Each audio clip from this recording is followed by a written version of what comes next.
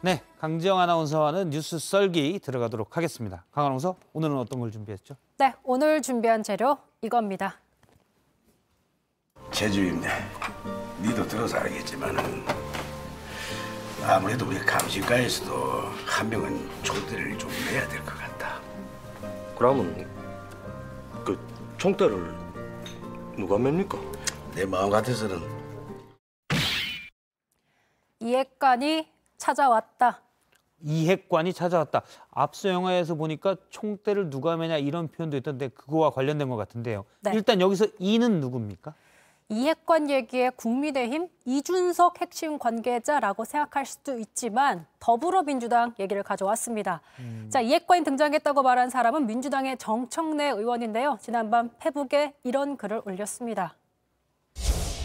이재명 후보의 뜻이라며 불교계가 심상치 않으니 잦은 탈당하는 게 어떠냐고 찾아왔다. 내 사전엔 탈당과 이혼이 없다고 단호하게 거절하고 돌려보냈다. 이 글의 제목이 이핵관이 찾아왔습니다입니다. 아, 정청래 의원이 올린 제목이 이핵관이 찾아왔다는 거군요. 네. 예. 그러니까 정청래 의원을 찾아온 이핵관 인사가 이재명 후보의 뜻이라면서 탈당을 권유하자 거절 의사를 표했다는 게 주된 내용이었습니다. 정청래 의원에게 탈당을 권유했다. 혹시 예전에 이 불교계 뭐 특정 사찰을 향해서 뭐 봉의 김선달 이런 발언 때문인가요?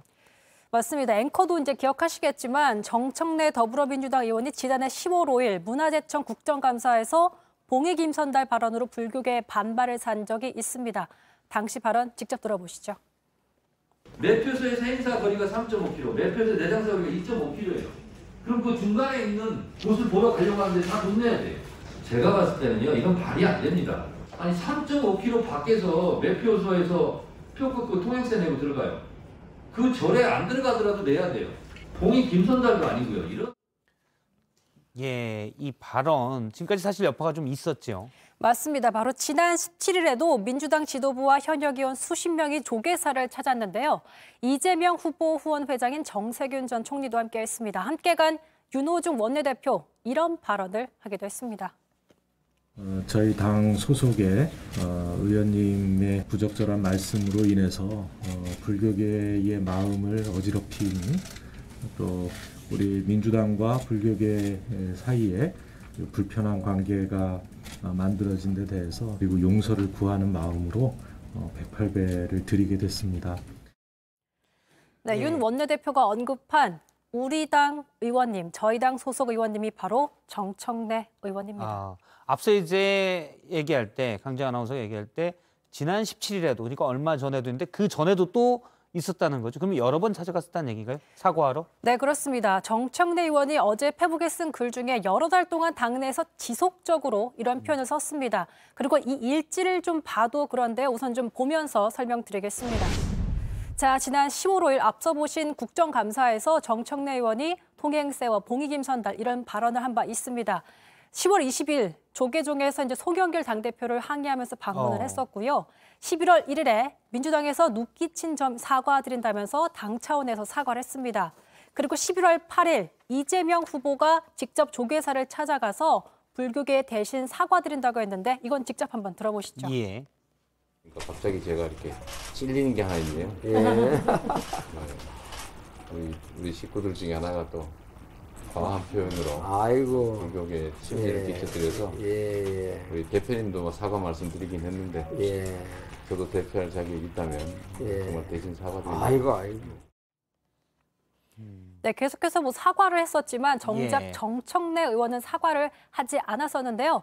다음 장 보여주시죠. 11월 25일이 돼서야 정청래 의원은 조계사를 방문해서 사과를 하고 싶었지만 문전박대 당해서 사과하지 못했었고요.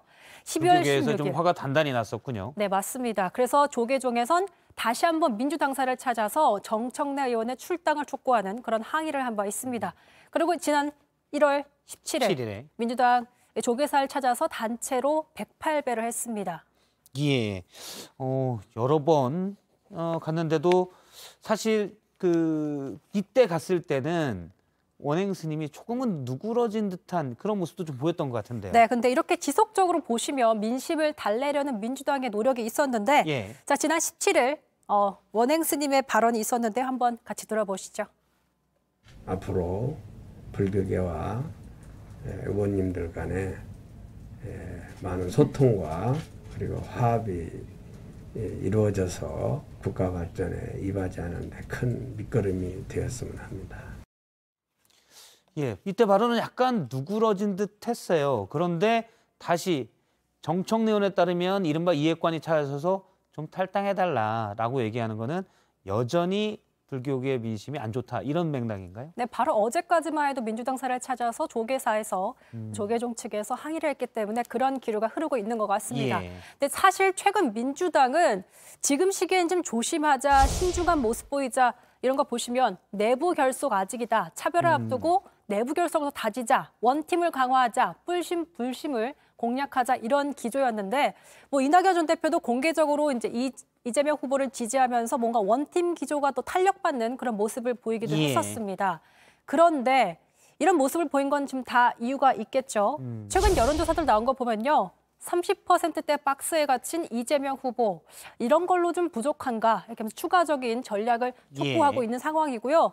지금 뭐 이재명 후보 본인도 선대위 정책본부에게 국면을 뒤집을 화두냐 전략 정책을 주문해서 이제 합심해서 40%대를 진입해보자 이런 상황인데 이런 시기에 예. 하필 이런 시기에 강성 친문 인사 정청래 의원이 공개적으로 페북에 이회관이 찾아왔다는 글을 올리면서 지금 갈등을 드러내고 있습니다. 그러니까 일각에서는 이런 원팀 기조가 흔들리는 거냐라는 분석도 나오고 있습니다.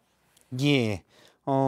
사실 좀 보면 네. 지금 대선 앞두고 강성 친문인 말씀한 대로 친문 지지를 좀 많이 받았던 정청래 의원이 불만을 공개적으로 표출한 것도 좀 이례적으로 보이네요. 네, 그렇습니다. 하지만 현재까지 뭐 정청래 의원 추가 입장 나온 건 없고요. 이재명 후보가 기자들이 관련 질문을 했는데 이렇게 답했습니다. 보시죠. 정청래 의원에게 누가 뭐라고 했는지 제가 아는 바가 없어서 말씀드리기가 좀 어렵습니다. 불교계 문제는 그 민주당의 문제인지 뭐 잘 모르겠는데 좀 경과를 제가 지켜보도록 하겠습니다. 예. 지금 뭐 추가적으로 이해관이 누구냐 이렇게 궁금증이 커지고 있는 상황입니다. 예. 이해관이 누군지는 일단 모르겠네요. 알겠습니다. 강재영 아나운서의 뉴스 썰기였습니다. 고생했습니다.